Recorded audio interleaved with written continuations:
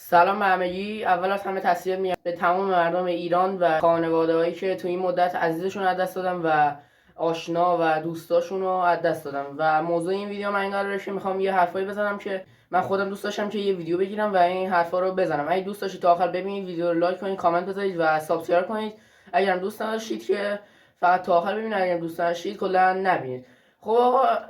چند تا حرف خواستم بزنم که تو این ویدیو. یکیش این بود که به کل مردم ایران تسلیت میگم و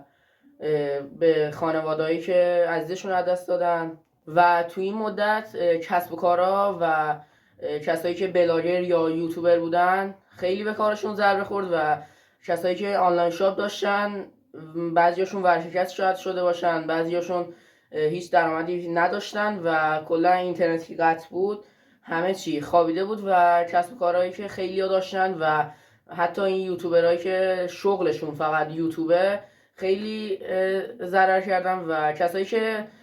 معروف بودن و اونایی که کلا پول زیادی داشتن و فعلا ضرر نمیکنه تو این چند مدت، ولی بازم اگه ادامه داشته باشه این قضیه خیلی همه ضرر میبینن و کلا خیلی اتفاقای بدی ممکنه بیفته.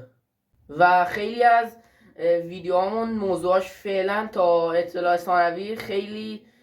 تغییر میکنه و دیگه ویدیوهای سعی کن نخندی و خیلی طنز نداریم و میشه گفت شورت هم یه دونه ویدیو داریم، یه دونه ویدیو تو هفته اگه بشه و همه شروع کنم به یوتیوب و تا کسی شروع نکرده زیاد نشده فعلا ویدیو نداریم بعد از این ویدیو. و چند تا هم ویدیو شورت گذاشتیم که چون من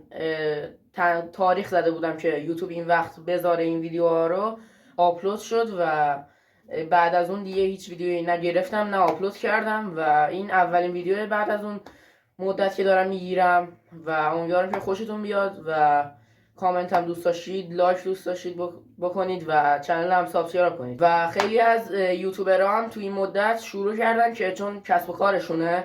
مجبور به شروع کردن بودن، اونایی که گفتم اونایی که خیلی معروف هستن و درآمد زیادی دارن فعلا شروع نکردن تا چهلم اون افراد نزدیکه و فکر کنم اون موقع به بعد شروع بکنم و همه از اون موقع شاید شروع به کار بکنن. و اکثر این یوتیوبرهایی که خیلی دنبال کننده دارن و بازدیداشون خیلی زیاده فقط شغلشون یوتیوبه و فقط از یوتیوب میتونن درآمد کسب کنن و بعضی هم هستن که دو تا کار دارن، یکی یوتیوب رو در کنار کارشون انجام میدن، ولی خیلی ها اون مثلا پوتک و نیماتک دو خیلی های دیگه که تو خارجن فقط کارشون یوتیوبه و الان که قطعه خیلی ممکنه ضرر بکنه و کلا این اتفاق برای کل مردم ایران ضرر داشت و امیدوارم که هرچه زودتر تموم بشه و روزای خوب بیاد و امیدوارم که هرچه زودتر همه چی درست بشه. و مرسی تا اینجا ویدیو دیدید. اگه دوست داشتید ویدیو رو لایک کنید، کامنت بذارید و سابسکرایب کنید که خیلی به انرژی میده و زنگولش هم فعال کنید که به محض اینکه ویدیو گذاشتم یوتیوب بهتون خبر بده که من ویدیو گذاشتم و بیاید ببینید. اگه دوست نداشتید که هیچی. مواظب خودتون باشید تا ویدیوی بعد. خدا نگهدار.